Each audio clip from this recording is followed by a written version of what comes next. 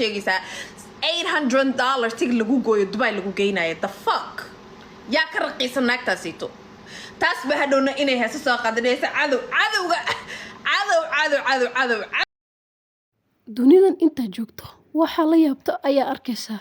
Queen Qawan ayaa TikTok live soo gashay iyadoo caynays oo karbaashaysa Darisla Cabdi iyo Samiixa Khaliil hadalladii isticmaalaysay ayaa dad badan ka xanaajiyay Darisla Cabdi miyaa haystay Samiixa Khaliil 6 bilood uu joogay Nairobi intan muuqaalkan hor isu gelin fadlan waxaan ka codsanayaa subscribe inaa saarto si mar walba oo la socoto fiidiyoyaasheeda sida oo la socoteen maalimahan dambe 6 bilood Darisla Cabdi wuxuu joogay magaalada Nairobi wuxuuna saa'id waqti oo la qaatay Samiixa Khaliil oo dad badan ka shakisan yihiin labadooda inuu xariin oo jacayl dhexmaray oo xitaa mar dhow isguursan rabaan xitaa youtuber weyn ayaa sir waxa soo gaartay labadooda inay diyaarsanayaan gurigii ay isku guursan lahaayeen xitaa lacagay ku bixi lahaa arooskooda hadda 6 bilood uu Darisla Cabdi joogay magaalada Nairobi miyay isla noolaayeen 6 bilood ciyaar ma aha taasoo keentay dad badan inay ka shakiyaan labadan qof inay saaxiibtinimo iyo walaaltinimo ahayn oo xiriir dhab ah ka dhaxeeyo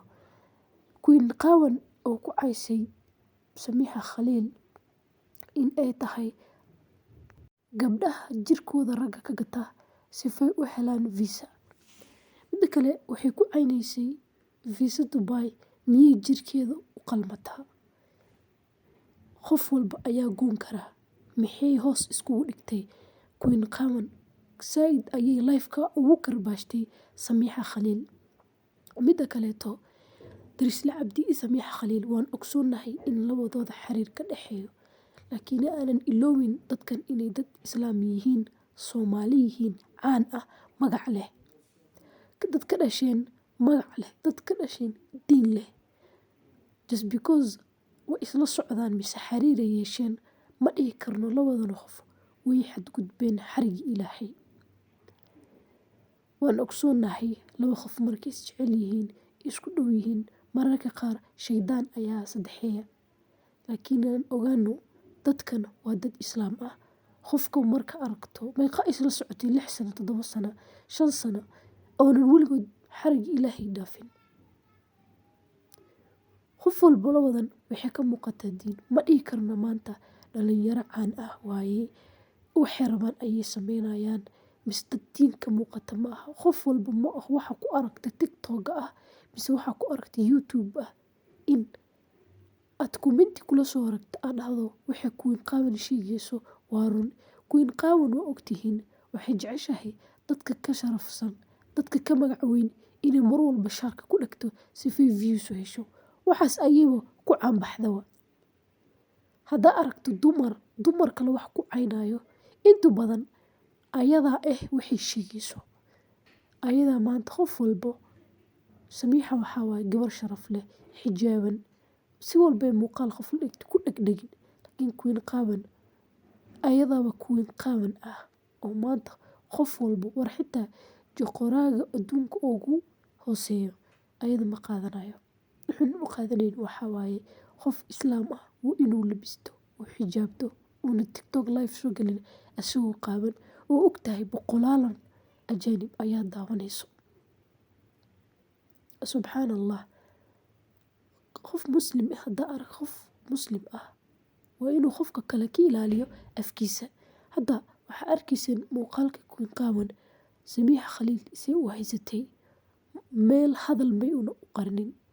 cadowga Samiixa ay u leedahay mise cadowtinimadaas ay u qabto walaasheed gabar Soomaaliyeed islaam ah maxaa waaye inta badan waa aragteen qof markuu caan noqdo dhibaatooyin badan ayaa kula kulma hadda waan ogsoonahay inteena u badan Samiixa iyo Darisle inay jecel yihiin ay xiriir leeyihiin laakiin ma dhihi karno labadan qof wax baa dhex maray adi maa joogtay ani maa joogay in aan wax ku ordo faraha la gasha ma fiicno wax walba waa laga yara fogaadaa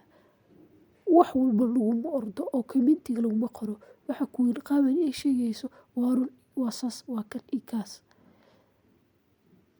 si walbay xiriir u leeyihiin, si walba isjecel yihiin. Waxyaalo qaar ma ku ordi karno oo ma dhihi karno haa waxay Queen Qawan sheegayso waa run. Mida kaleeto waxay ku dhahday Samiix Khaliil ma goyni karto Dubai tikidhkiisa. Subxaan Allah, qof intaasoo sano lacag ka soo hagaajinaya internetka maxay la tahay flying to Dubai. Maanta Dubai qof walba ayaa taga, waxay noqotay Islii, qof walba ayaa iska taga. Markii hore Dubai qaali ahayd, laakiin maanta qof walba wuu awoodaa. Ha u sheegin qof caan ah oo intaasoo sano ka soo hagaajinaya internetka lacag, oo dadkooda lacag leh, dadkooda magac leh. Laga yaabaa Darisle inuu ku yar caawiyey magaciisa, uu meelo qaar ka caawiyey, laakiin aanan iloowin Samiix Khaliil malaayiinta dad oo ku xiran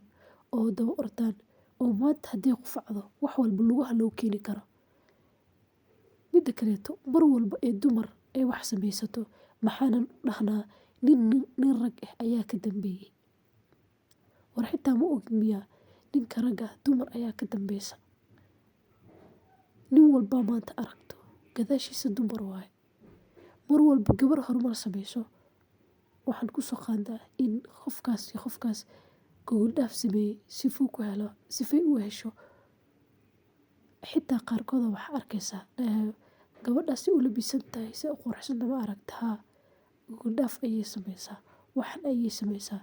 nimankan ayay doorataa ayaa lacagta siiyey. Ma fiirinayno qofkan dadaalkiisii. Hadda Samiix Khaliil way soo dadaashay, intaas sano ayay internetka ka soo duubaysaa lacag.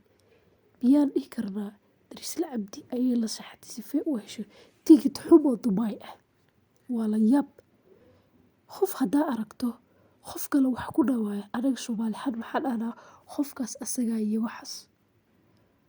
Qofka noocaas asagaa ah miyay ku qurux badan tahay in aad qof dhan ku dhahdo tikidh Dubai xun? Waa tikidh Dubai ah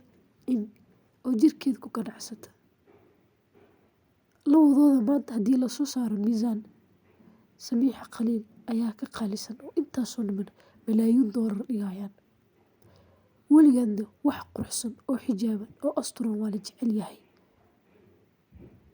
Dhinaca midka afka ka furan oo bannaanka la dhigay iyo midka xiran ku daqsiga ku soo ordaa. Waa su'aal. Ku soo ordaa daqsiga. Miyaan dhihi karnaa Samiix Khaliil waxay la saxatay Darisle Cabdi sifay u hesho tikidh xumo oo Dubai ah?